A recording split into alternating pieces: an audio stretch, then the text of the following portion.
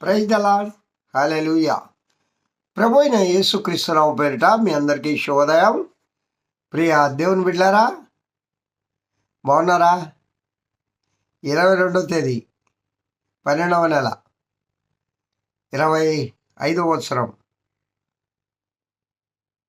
ఈ దినం మనము ప్రభు సన్నిధిలో చేరున్నాం. ప్రియులారా, ఈ సంవత్సరం అంతా ఆ దేవదేవుడు ఆయన కృపలో మనల్ని కాచి కాపాడారు కదా. ప్రభు చిత్తం అయితే మరొక నూతన సంవత్సరాన్ని నువ్వు చేరగలవు. ఇక ఒక 8 days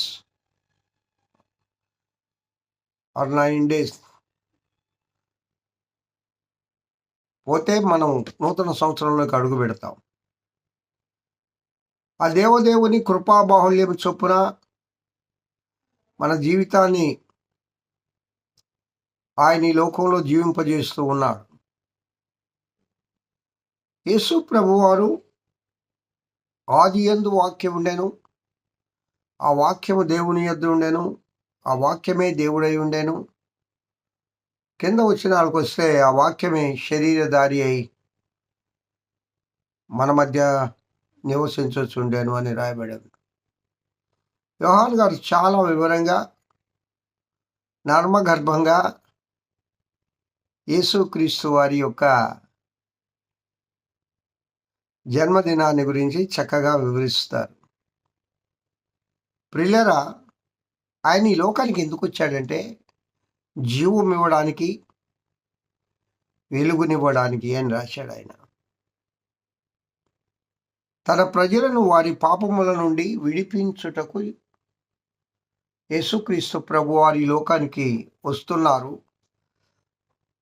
పరిశుద్ధాత్మ వలన గర్భం ధరించబడుతున్నారు అని గబ్రియేల్ దూత చెప్పినప్పుడు ఇక్కడ జీవము వెలుగు, నిత్య జీవం. నిత్య జీవము అంటే పరలోక రాజ్యము, పరమందు దేవునితో నిత్యము నివసించడం.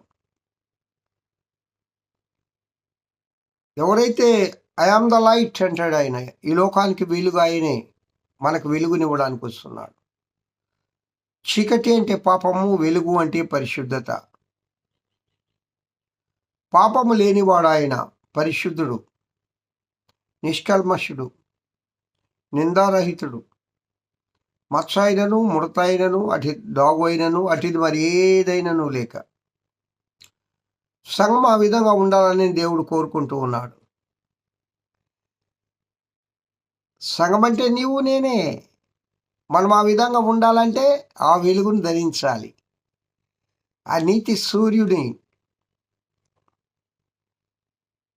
ముఖదర్శనం చేయాలి. దేవుని నీతి అనే వస్త్రాన్ని మనం ధరించాలి. నీతి అనే పైబట్టను వేసుకోవాలి.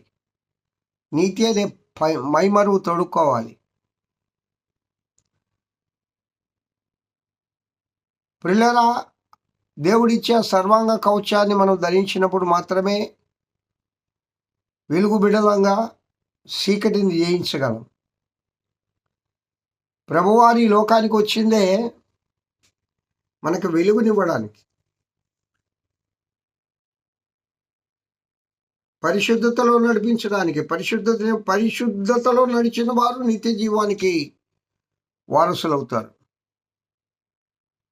పరిశుద్ధత లేనివాడు ప్రభువును చూడలేడు. కాబట్టి ఆ పరిశుద్ధుడైన దేవుడు నీకోసరం నా కోసరం ఈ లోకానికి వచ్చారు శరీరధారిగా. ఆయన మనకు మార్గముని, పరలోక రాజ్య మార్గాన్ని సరళం చేయడానికి వచ్చాడు. అడవిలో ఓ కేక, అరణ్యములో కేక, బాప్తిస్మిచ్చే యోహాను వారి కేక, అంటే ముంచా యోహాను వారి కేక. ఆయన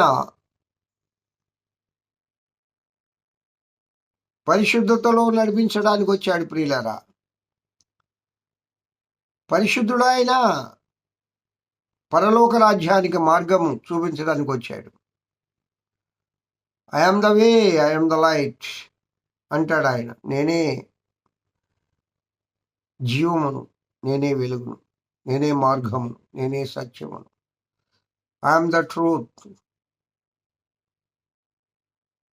కావున ఆ ప్రభు కృపలో మనము ఇంకొక 2 దినాలు ఉంటే క్రిస్మస్ పండగ. సంతోషం, ఆనందం. Very good. క్రిస్మస్ అంటే దేవుని ఆరాధించడమే కదా. నిన్నటి దినం కూడా ప్రభువుని ఆరాధించాం. అంటే ప్రత్యేకంగా ప్రభు జన్మను గుర్తు చేసుకొని ఆయన్ని ఆరాధించడం. ఆ ప్రభువులో ప్రియులారా నిరంతరం మనం కొనసాగుతూ ఆ దేవదేవుని యొక్క నీతిని మనము ఆవరించుకుంటూ ఆ ప్రభువులో కొనసాగుదుముగాక. హల్లెలూయా. Praise the lord. దేవుడి వాక్యం దీవించి ఆశీర్వదించనుగాక. మహోన్నతుడా స్తోత్రం. వాక్యం వింటున్న బిడ్డలందరినీ దీవించి ఆశీర్వదించమని యేసు నామమున వేడుకొంచున్నాను తండ్రి. ఆమేన్. Praise the lord.